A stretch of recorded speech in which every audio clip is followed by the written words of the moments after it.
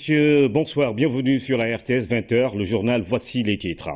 Le président Macky Sall au cœur du plaidoyer que mène l'UAR pour l'acquisition des droits audiovisuels de retransmission à des prix raisonnables. Les montants exorbitants que fixent les détenteurs préoccupent l'Union africaine. Et puis nous parlerons également de cette audience avec Jean-Luc Borloo pour l'électrification de l'Afrique, une option du chef de l'État. Faire mieux que l'année dernière, c'est le défi que le gouvernement entend relever. Le Premier ministre a présidé ce mardi en conseil interministériel sur la campagne agricole à venir. L'arachide et le riz ont connu des performances, 1 million de tonnes par exemple pour l'arachide. Paris offre en 3 temps dans cette édition. La rédaction entame ce mardi une série de reportages sur cette commune très populaire de Dakar. Ces quartiers populaires, l'insécurité qui règne, son marché, les écoles de plus en plus performantes et sa célèbre praticienne Mère Diabot nous intéresse dans cette édition. Bienvenue à tous. Le chef de l'État parle de l'énergie et de la lumière pour tous. Un préalable au développement, le président de la République en a fait l'option pour accélérer l'électrification dans le continent africain. Le chef de l'État propose la mise en place d'un fonds spécial afin d'accompagner le processus. Il a reçu en audience le président de la Fondation Énergie pour l'Afrique, l'ancien ministre français. On se bat pour qu'il y ait des moyens de financement exceptionnels pour aider, pour accélérer l'électrification du Sénégal, bien sûr, mais de l'ensemble du continent africain. Donc un grand fonds spécialisé avec des moyens supplémentaires pour sortir de cette situation.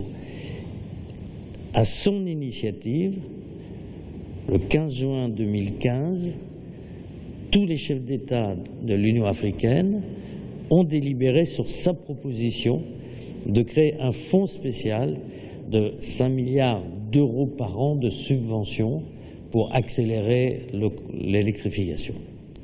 Et donc c'est tout ce processus qui lui tient à cœur, sur lequel on a travaillé avant une réunion de la CEDEAO et la prochaine réunion de l'Union africaine. Le président a une idée absolue, c'est l'énergie et la lumière pour tous. L'énergie et la lumière pour tous, c'est le préalable au développement, à l'éducation, à la santé, à l'emploi, à l'industrie agroalimentaire. Voilà. Donc il le fait comme président du Sénégal, mais il le fait comme président de la CEDEAO, il le fait comme leader africain. À Kigali, il a réaffirmé cette ambition en mettant l'accent sur l'utilisation des énergies renouvelables. Est-ce que vous avez abordé justement cet aspect? Quand on dit électrification, c'est pour l'essentiel des énergies renouvelables. Parce que dans le continent africain, c'est le plus grand potentiel. L'hydroélectricité, la biomasse, le solaire, les éoliens, la géothermie. Donc c'est évidemment des énergies renouvelables pour l'essentiel. Il peut y avoir quelques cas particuliers, mais pour l'essentiel, c'est ça, oui.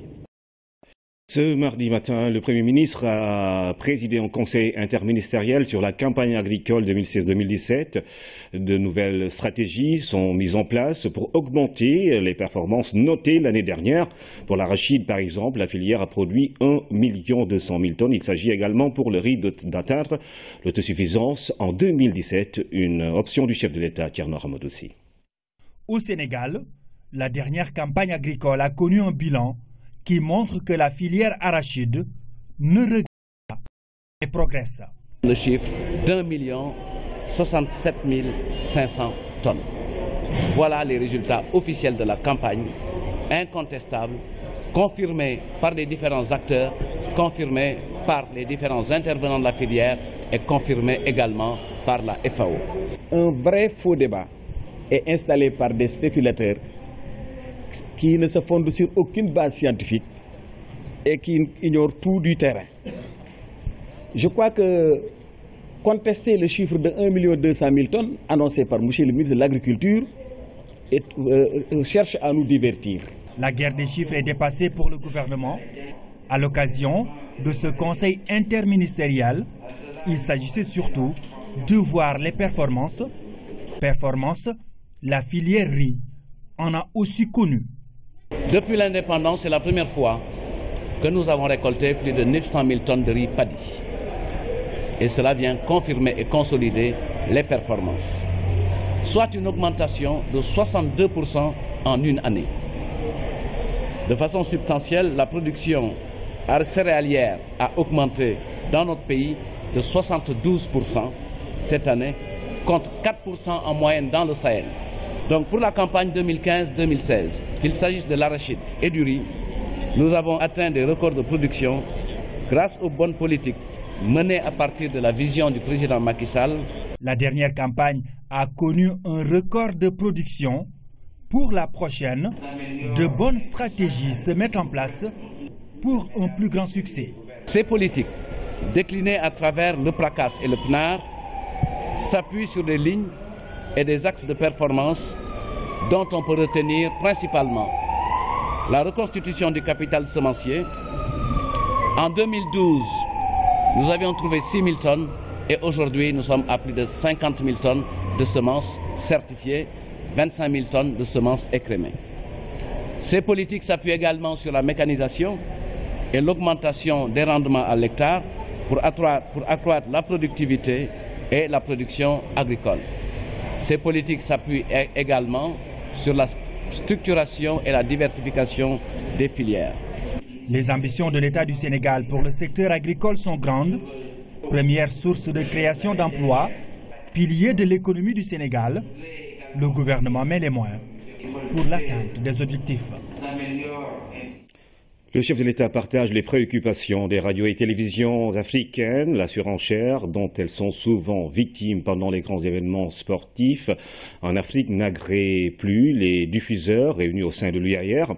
Ce matin, à l'ouverture de leur journée de réflexion, le Premier ministre a réaffirmé l'engagement du Sénégal à soutenir toute initiative pour une baisse des montants à Biboumaï.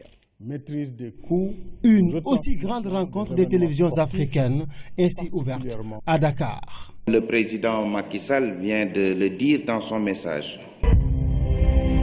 La voix du chef de l'État sénégalais résonne dans la salle des radiodiffuseurs africains comme un plaidoyer qui va percer les limites hertziennes et satellitaires des télévisions africaines qui s'essoufflent face aux montants exorbitants fixé par la CAF pour les droits audiovisuels de retransmission.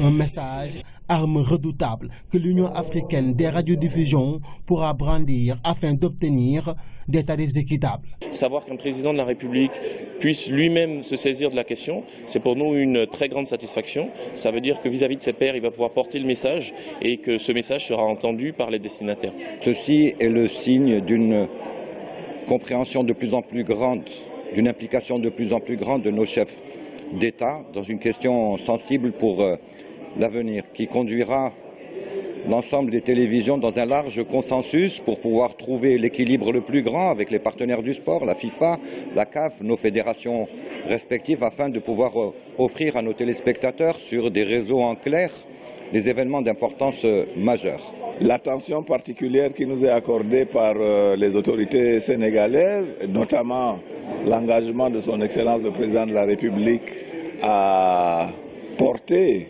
le plus loin possible nos préoccupations, tout cela m'amène à croire que cette question essentielle à laquelle nous n'avons pas pu trouver de solution, la question des droits sportifs, de plus en plus chers, inaccessibles, eh bien cette question va trouver une solution. À côté des radiodiffuseurs africains, des expériences venues d'ailleurs peuvent bien servir en termes de directives ou de règles communes à toute l'Afrique, comme en Europe. La partie la plus importante pour ce qui nous concerne aujourd'hui s'appelle liste des événements protégés. C'est-à-dire qu'au niveau européen, on s'est mis d'accord pour dire qu'un certain nombre d'événements sportifs font partie du patrimoine des individus et des citoyens. Et que donc on ne peut pas priver les citoyens de l'accès à ces événements sportifs. Ou non seulement sportifs, par exemple, il y a aussi des événements culturels, des événements sociétals, etc., qui ne peuvent pas être diffusés que sur des chaînes à péage. Face à ces événements sportifs communs, l'État va agir en faveur des populations africaines. Vous conviendrez avec moi que si la tendance haussière actuelle n'est pas maîtrisée, beaucoup de chaînes de télévision africaines seront dans l'impossibilité de couvrir des événements majeurs du sport africain, tels que la Coupe d'Afrique des Nations de football ou de basketball, D'importantes populations africaines se verraient ainsi exclues de ces moments forts de communion, de partage, d'amitié et de solidarité entre les peuples d'Afrique, notre chère Afrique. Cette rencontre de Dakar est une occasion pour les directeurs généraux de l'UAR de se mettre debout comme un seul homme pour répondre présent aux différentes campagnes sportives. Le programme d'appui à l'enseignement supérieur a démarré une formation sur la pédagogie universitaire avec le système LMD. Durant 5 jours, les enseignants du public et du privé vont recevoir des outils didactiques et d'évaluation. Avec cette formation, l'UEMOA compte bien harmoniser et renforcer la qualité de l'enseignement supérieur au sein des 8 pays de l'Union. Le professeur Marito Ounian a présidé ce matin l'ouverture des travaux. Fatou Sakho. Ils sont 200 enseignants à participer à cet atelier de renforcement de capacité. Avec le système LMD, qui est une des innovations dans l'enseignement supérieur, l'amélioration des outils didactiques est un impératif.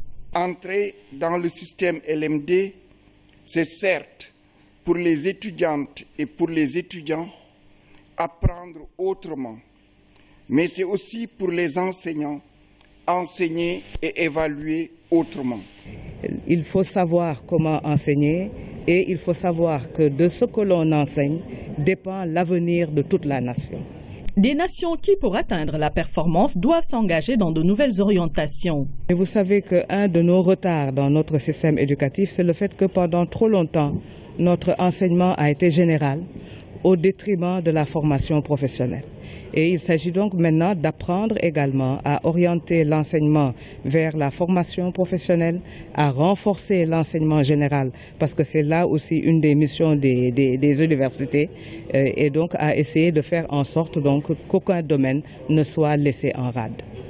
Je voudrais réitérer la profonde gratitude de la commission de l'UEMOA aux autorités du Sénégal pour avoir mené avec succès toutes les actions majeures initiées par l'Union pour l'émergence de la nouvelle vision régionale de l'enseignement supérieur dans l'espace communautaire.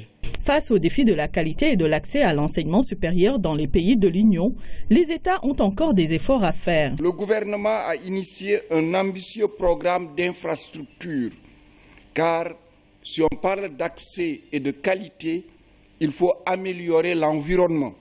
Ces efforts pour doter notre pays d'une nouvelle carte universitaire n'atteindront véritablement leur objectif que si les enseignements dispensés dans nos établissements d'enseignement supérieur sont de qualité.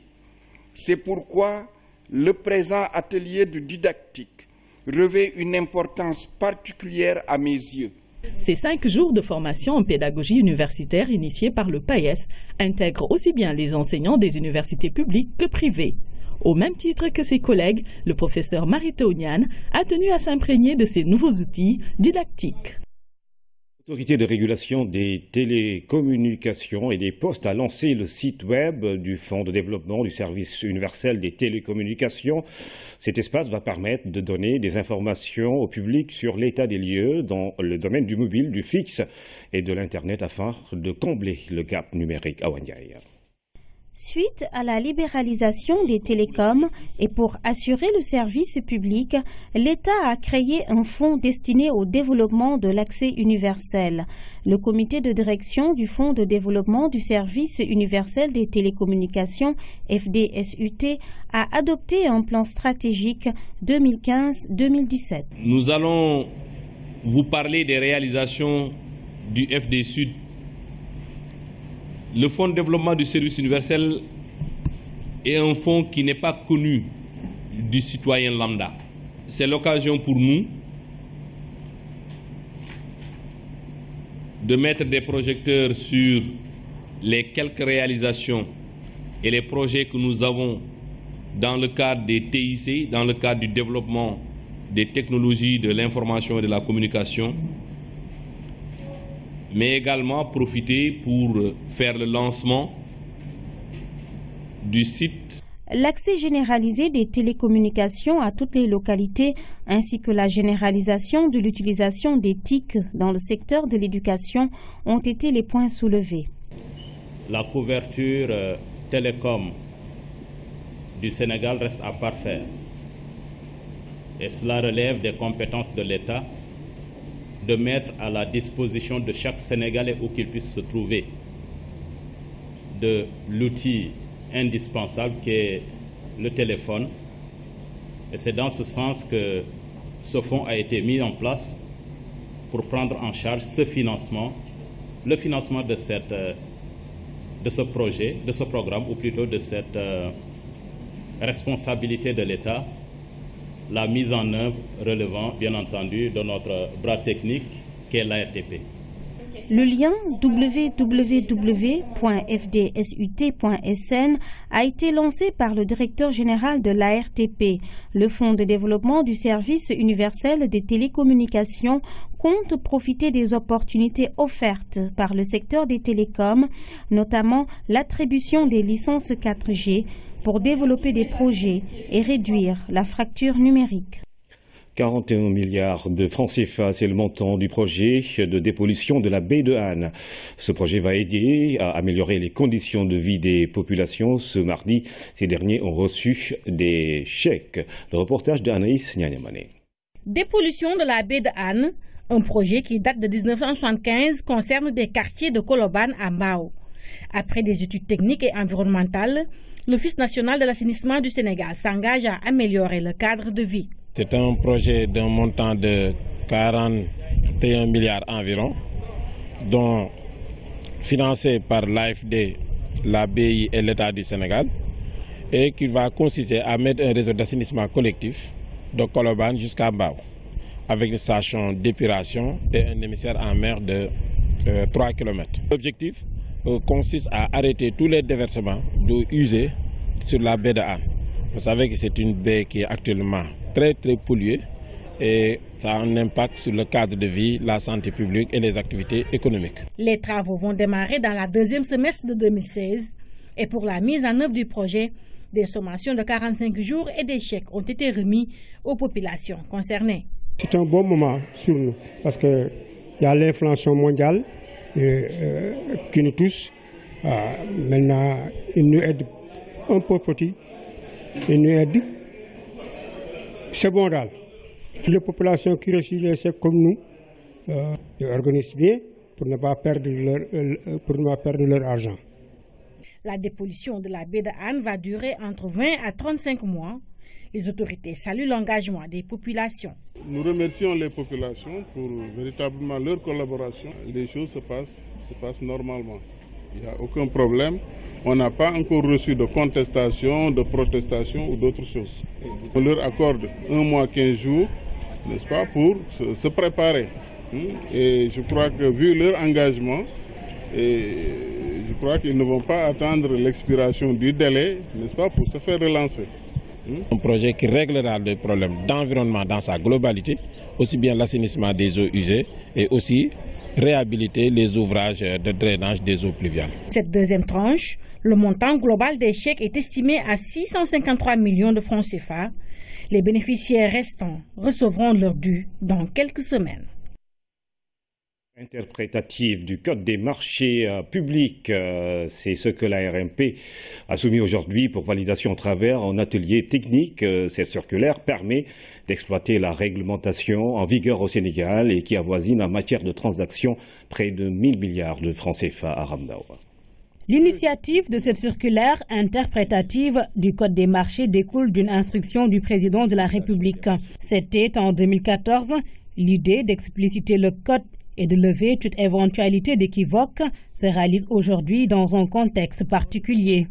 De plus en plus avec le plan Sénégal émergent, beaucoup d'investisseurs étrangers arrivent et s'engagent également à financer les projets de développement. Il est important d'avoir un environnement de transparence et de confiance. Et la circulaire interprétative permet d'éviter les diversités de compréhension dans le texte. Or, il y en a entre spécialistes. Des fois, il nous arrive de discuter sur une disposition et d'avoir des compréhensions différentes. La circulaire aujourd'hui va combler cela. Pour une compréhension claire et limpide du Code, la RMP a travaillé avec des spécialistes le soutien du gouvernement est resté constant. Le président de la République tient particulièrement à la célérité dans les procédures, à la gouvernance vertueuse et à une mise en œuvre efficace des procédures pour la réalisation des chantiers et projets.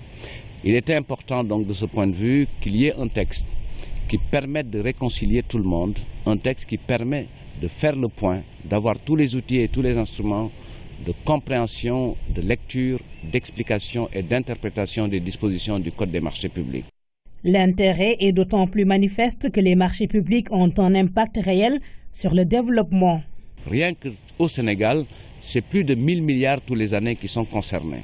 Dans notre sous-région, c'est plus de 50 milliards au regard de ce que ça représente globalement dans l'Afrique. Vous aurez compris que c'est un axe fondamental pour construire le développement humain et social.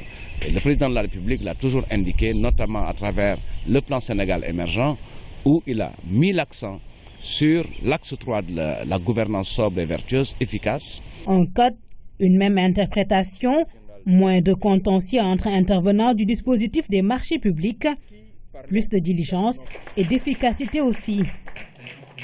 Dans cette édition, nous nous intéressons un peu plus à la génétique. Chaque jour, elle nous plonge au cœur des secrets de notre être. Tous nos caractères reposent sur de minuscules gènes qui peuvent aussi nous prédisposer à certaines maladies. Aujourd'hui, à l'heure des manipulations génétiques de toutes sortes, la vigilance et l'éthique doivent être de rigueur.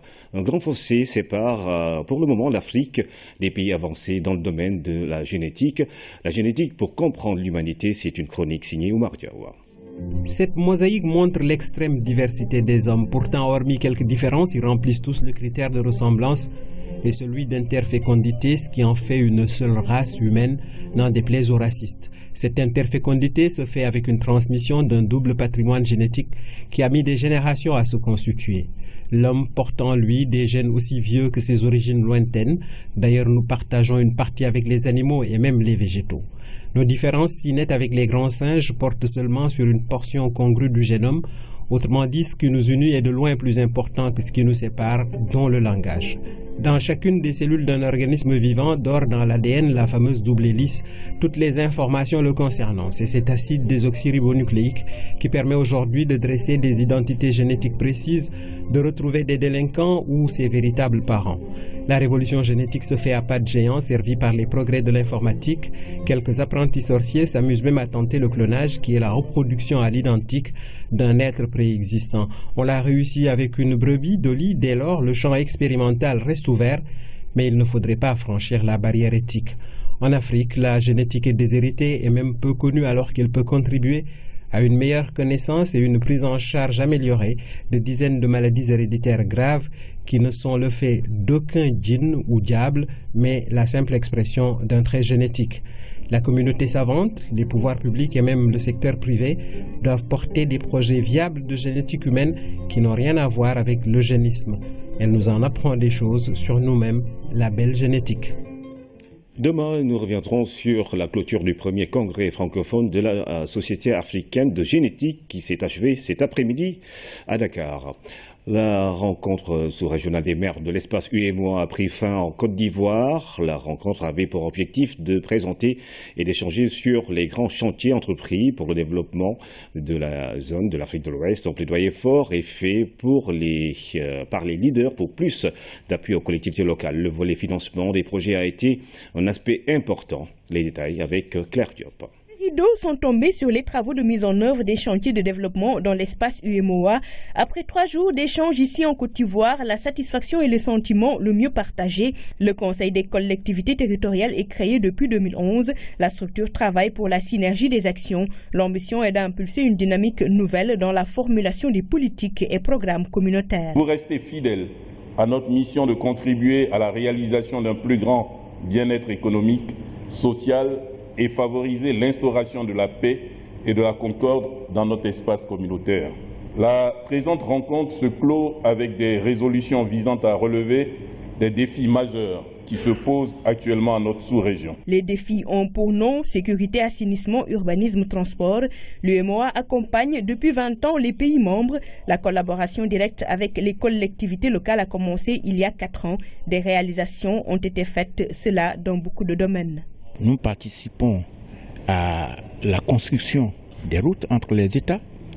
Nous prenons généralement en charge les études pour la réalisation de ces routes. Nous avons également un programme de création de postes de pesage. Sur le terrain, un travail est fait pour converger les politiques de décentralisation dans l'espace.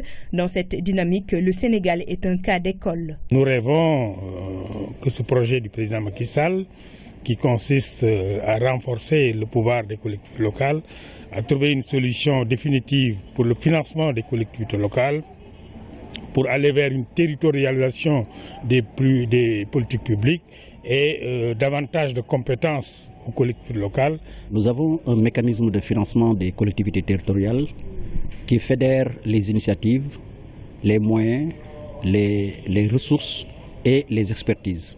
Et ce mécanisme va dans le sens de renforcer les collectivités locales. C'est un financement innovant. Des avancées certaines ont été notées. Un plaidoyer fort à l'endroit des États est fait pour mieux appuyer les collectivités locales en termes de financement avec des versements de 20% des recettes budgétaires. La promotion du partenariat public-privé est faite, la finalité étant d'améliorer considérablement les conditions de vie des populations dans l'espace UEMOA. L'Organisation mondiale de la santé a annoncé ce mardi la tenue d'une réunion de son comité d'urgence le 19 mai sur l'épidémie de fièvre jaune en Afrique. La maladie a fait près de 300 morts dans le continent depuis le mois de décembre. C'est une fall. Au mois de mai, l'OMS avait comptabilisé 293 décès depuis fin décembre 2015, date à laquelle l'épidémie de fièvre jaune a été détectée en Angola. Au total, 2267 cas suspects ont été enregistrés, mais pour l'instant, seuls 696 ont été confirmés. La capitale angolaise, Luanda, reste l'épicentre de l'épidémie. Le risque de propagation aux pays limitrophes reste très élevé. Quelques cas importés ont été notifiés en Chine et au Kenya d'après l'OMS. La dernière épidémie en Angola remonte à 1986. Il n'y a pas de traitement spécifique de la fièvre jaune. La prise en charge vise à réduire les symptômes pour le confort du patient, mais la moitié des personnes gravement atteintes qui ne sont pas traitées vont mourir. La vaccination est la principale mesure préventive contre la fièvre jaune. D'après l'OMS, le vaccin est sûr et très efficace. Une seule dose suffit à conférer une immunité durable et une protection à vie contre la maladie. Et aucune dose de rappel n'est nécessaire. La fièvre jaune est transmise par un moustique, vecteur de nombreux virus comme le Zika ou la dengue. Des doses vaccinales ont déjà été envoyées en Angola et en Ouganda. Nous ouvrons à présent la série de reportages sur Grand Yoff. C'est l'une des communes d'arrondissement de la ville de Dakar. La population est estimée à plus de 200 000 habitants pour un taux de croissance annuelle de 2,75%. Elle est plutôt composée de plusieurs ethnies, Diola, Serer, Polar, Wolof s'y retrouve. La localité est également connue pour sa diversité culturelle. Elle est plutôt célèbre également pour l'insécurité ambiante qui y règne. Amadou Aramtiam nous présente cette commune qui fait sa mue pour se débarrasser des clichés qui ont toujours fait sa particularité. Yoff, une localité populaire située au cœur de la capitale. Jadis terre d'exploitation agricole et de pâturage, le site, du fait de sa proximité avec le camp pénal de Liberté 6, est très vite devenu un lieu d'implantation d'anciens bagnards qui ont rompu les amarres avec leurs familles et où ils s'adonnaient au maraîchage pour survivre et fonder petit à petit des familles, avec des habitations qui poussent comme des champignons. Un quartier est né et qui sera rejoint plus tard par une partie de la population du quartier Ndondi, actuel Gibraltar, démantelé. Et le peuplement s'effectue à la manière des villages traditionnels par vagues successives, sans aménagement préalable et sans viabilisation même primaire en voirie et réseaux divers. Selon plusieurs documents officiels, l'agglomération de Grand Yoff a vu le jour dans les années 50. Elle serait créée par des pasteurs et éleveurs originaires des Niayes, ce qui explique l'origine de son premier nom, Route des Niayes. Son premier chef de quartier fut un Sérère du nom de Djegan. s'étant souvent présenté comme un nouveau pôle de concentration du trop-plein du centre-ville de Dakar, de quartiers pauvres qui le caractérisaient à ses débuts, Grand Yoff, depuis son érection en commune d'arrondissement, est passé rapidement à celui d'un quartier moyen avec des constructions modernes qui contrastent avec les labyrinthes, les baraques et autres concessions malfamées de son époque originelle. Commune d'arrondissement cosmopolite, Grand Yoff est qualifié de Sénégal en miniature du fait de sa diversité ethnique et la cohabitation pacifique entre musulmans et chrétiens. Dépourvue d'unité industrielle, l'économie de la commune est basée sur le commerce.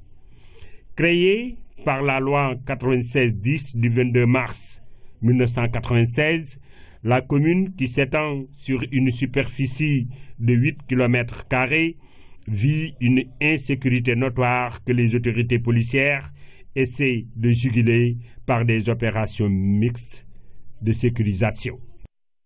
Sur un autre tableau, Grand Yoff s'est distingué l'année dernière à travers l'un de ses 3 CM, le CM HLM Grand Yoff, a en effet obtenu les meilleurs résultats au BFM dans le périmètre de l'inspection de l'éducation et de la formation des parcelles assainies.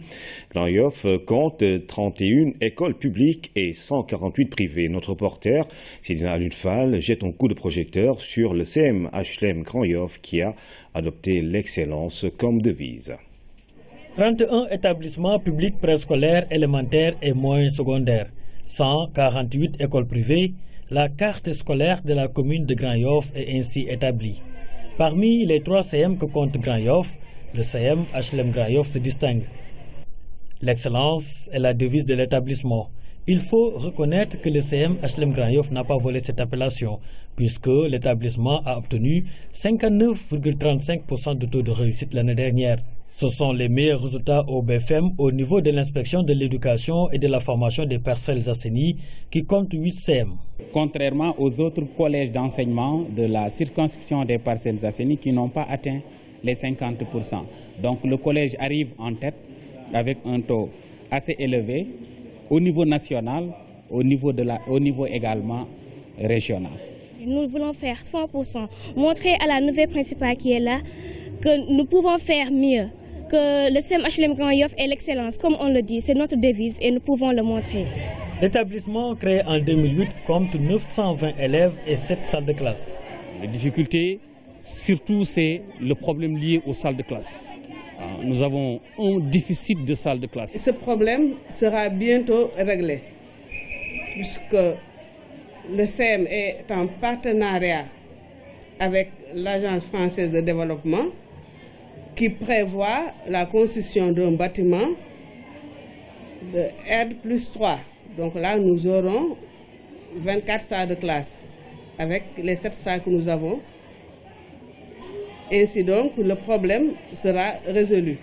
Les 31 enseignants du CM HLM Grand Yoff ont établi un programme pour l'encadrement des élèves. Ces cours de renforcement, c'est des cours gratuitement qu'on offre aux enfants.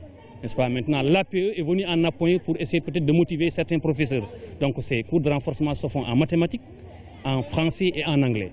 Donc c'est dans ces 3 disciplines fondamentales que les collègues se sacrifient les mercredis soirs pour venir quand même donner un peu de... permettre aux élèves à ce que quand même le niveau soit un peu relevé. Nous avons décidé quand même avec les collègues de travailler d'ici la fin du mois de juin quand même pour aider surtout les élèves de 3e à ce que quand même qu'on ait un beau taux de réussite à l'examen. Cependant, les enseignants du CM HLM Grand Yoff souhaiteraient qu'il y ait moins de perturbations pour éviter de porter préjudice aux apprenants. Le président de la République nous a conviés à un dialogue. Allons à ce dialogue. Il est temps de sauver l'année scolaire. Mettons nos intérêts personnels à côté. Sauvons l'année scolaire. Le CM HLM Grand Yoff, une fierté pour les élèves, enseignants et parents d'élèves. L'établissement souhaite améliorer ses résultats, augmenter l'encadrement et obtenir cette année un taux de réussite supérieur à 60%. Praticienne, masseuse, son pseudonyme a fait le tour des foyers à Grand Yoff où elle réside, Mère Diabot est comme une icône très respectée. Elle pratique depuis plusieurs décennies une science qu'elle maîtrise du bout de ses doigts. Les femmes se bousculent devant sa porte, notamment après un accouchement. Dans la rubrique Au cœur de nos cultures, Ndeye Aïda Dia nous fait découvrir celle qui s'appelle en réalité Mariama Diassé. Regardez. Elle a fini par donner son nom à cette ruelle de Grand Yoff. La modeste demeure de Mère Diabot, de son vrai nom, Mariama Diassé, ne désemplit presque jamais. Des femmes d'horizons divers viennent lui confier leurs enfants si ces derniers traversent une période difficile.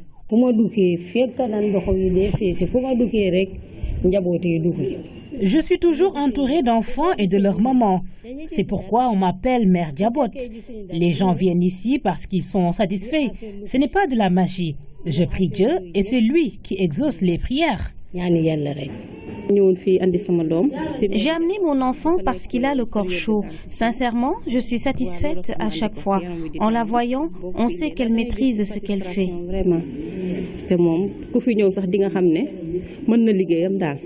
Pouvoir traiter tous ces maux dont souffrent les enfants à bas âge est donc un don de Dieu. Mais Mère Diabot a surtout suivi les traces de sa co-épouse qui lui a enseigné le métier. Cela ne suffit cependant pas. Il faut avoir un grand cœur pour être experte. En priant Dieu, j'y mets tout mon cœur. Si l'enfant a la diarrhée ou qu'il vomit, je récite des formules incantatoires et je donne ensuite des amulettes. Avec l'aide de Dieu, les parents eux-mêmes reviennent pour me remercier de la guérison de leurs enfants. La période de poussée dentaire est généralement très difficile et très compliquée chez l'enfant, mais Mère Diabot a un secret pour cela. J'aide les enfants à traverser cette période de poussée dentaire en leur donnant 3 sortes d'amulettes. Mère Diabot n'est pas seulement la maman des enfants, c'est aussi la complice de certains gynécologues.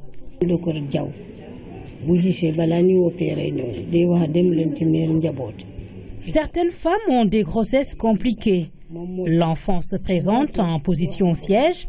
Je fais des prières et souvent, je parviens à retourner l'enfant à la bonne position.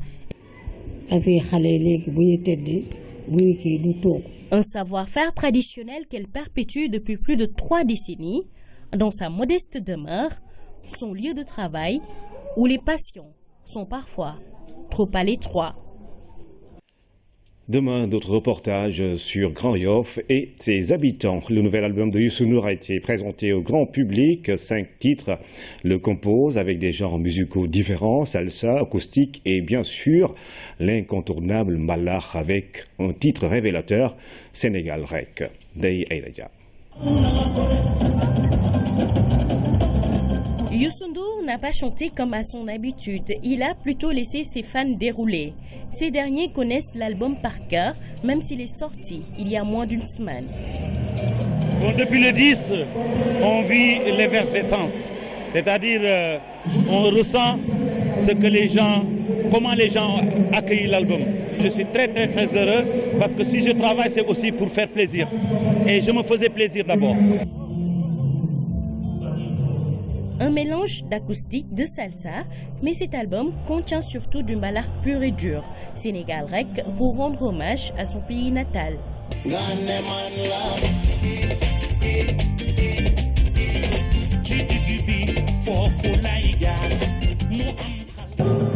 Serigne Fallou pour chanter les louanges de ce premier khalife de Cheikh Ahmadou Bamba, hadith dans lequel il évoque le rapport qu'on doit avoir avec l'argent, son goudane en featuring avec l'artiste international Akon, un hymne au courage, Bouryi et Sénégal, 5 titres dont l'inspiration découle de la société sénégalaise. L'album sort au mois de septembre, c'est un album avec 14 titres, donc comme d'habitude je donne l'exclusivité au Sénégal. Donc au mois de septembre, le reste de l'album va sortir. Mais quand même c'est une exclusivité. Comme on dit en Wolof, dama ci jukki juróomi chanson. Mais lii dikk day na waar de. Le roi du mbalax se délecte de l'accueil de cet album. En quelques jours, il a battu les records de vente de son dernier album, Al Samadey. Face à face, c'est le titre de l'exposition qui se tient à la galerie Kimbouré dans le cadre des offres de la Biennale 2016. Elle a lieu à l'hôtel Sohamon et réunit les Burkinabés Kissi Kiri, Christophe Sawadogo et le Sénégalais Vier Diba, mais également Jean-Claude Toré. Le photographe français s'est intéressé au Simb ou Minora. Rituel mystique ou esthétique, activité ludique, art de la rue ou tout cela à la fois? Ces questions, l'anthropologue Jean-Claude Toré se les pose depuis longtemps à propos du Simb, cette fameuse cérémonie du faux lion, une tradition typiquement sénégalaise à laquelle il consacre cette série de photos. Il y a visiblement eu un mythe fondateur de l'alliance de l'homme et de l'animal. L'animal s'approchant de l'homme, l'homme s'approchant de l'animal et à un certain moment fusionnant dans les moments de transe, dans les moments d'expression d'initiation.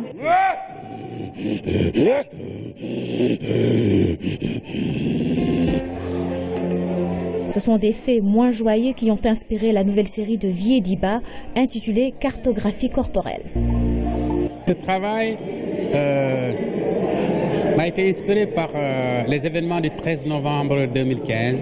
On égrenait des noms et des lieux d'attentats. Ça me fait penser de New York, Paris, Grand Bassam, Ouagadougou, Bamako. Voilà, cette nouvelle carte du monde est en train de dessiner par les lieux des attentats. Une nouvelle carte du monde est en train de se dessiner, mais cette fois-ci dessinée par le corps des gens qui tombent. Loin des soubresauts de l'actualité macabre de ces derniers temps, le Burkinabé Christophe Sawadogo reste fidèle à ses célèbres portraits aux couleurs vives, tandis que son compatriote, le touche-à-tout Kisiriki, entame lui un nouveau tournant de sa carrière. Je suis un peu feignant. Je travaillais longtemps le granit, vous savez, c'est très très costaud. J'ai voulu venir dans le monde pour me reposer un peu. Même s'ils ont acquis depuis longtemps une réputation qui a dépassé les frontières du Burkina Faso, Kisiriki et Christophe Sawadogo n'ont pas fait la fine bouche devant l'invitation de la galerie Kimbouré à prendre part à ces offres du Dakar 2016. Un événement phare comme celui-ci nous permet à nous, artistes, déjà de trouver un cadre d'expression pour notre public à nous. L'expo face à face de la galerie Kimbouré est accrochée jusqu'au 3 juin à l'hôtel Sohamon. C'est un beau témoignage de la vitalité des offres de la Biennale de l'art africain contemporain. Je vous l'annonçais au début de ce journal, le président Macky Sall est au cœur du plaidoyer que mène l'UAR pour l'acquisition des droits audiovisuels de retransmission à des prix raisonnables. Les montants exorbitants que fixent les détenteurs préoccupent l'Union africaine des radios et télévisions. Ils sont en séjour au Sénégal, les différents directeurs généraux. Et la réflexion a porté justement sur cette question. Voici le message du président de la République adressé à ces différents acteurs de l'audiovisuel. Monsieur le Premier ministre, Monsieur le ministre de la Culture et de la Communication, Excellences, Mesdames, Messieurs les ambassadeurs, Mesdames, Messieurs les directeurs généraux, Mesdames, Messieurs, chers invités, la rencontre des directeurs généraux des radios et télévisions, membres de l'Union africaine de radiodiffusion, UAR, est, à n'en pas douter, un moment important d'introspection sur le devenir de l'audiovisuel public en Afrique, aujourd'hui confronté à plusieurs problématiques. Passage à la diffusion télévisuelle numérique terrestre, TNT, financement de l'audiovisuel public par des ressources publiques à hauteur des missions qui lui sont assignées, développement d'une production audiovisuelle de qualité, maîtrise des coûts de retransmission des événements sportifs, particulièrement du football.